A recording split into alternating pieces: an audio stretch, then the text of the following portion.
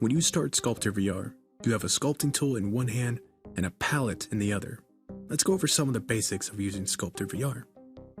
Simply pull the trigger and sculpt something.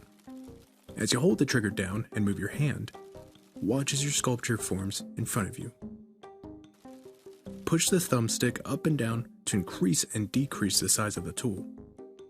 Many tools have different modes.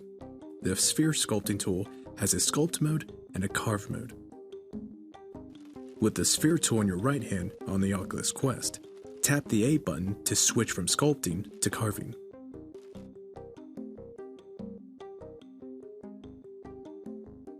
Press the grip button on one of your controllers to grab the sculpture. Now you can move the sculpture where you want. Grab the sculpture with both hands to shrink it down or grow it big.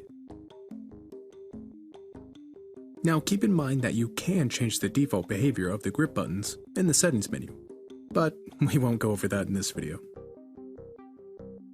When you grab a sculpture, or when you move outside its bounds, a dotted box will show the boundaries. You can't sculpt outside the boundaries.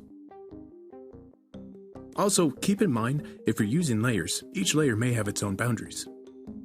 Now, when SculptrVR starts up, the toolbar and color palette are in one of your hands. But there's other panels available besides the color palette. Up here, at the top of the color palette, there's a series of buttons. These buttons act like tabs, and each has a corresponding panel. Click one of the buttons, and its panel appears. Now the toolbar is a menu of tools that you can pick.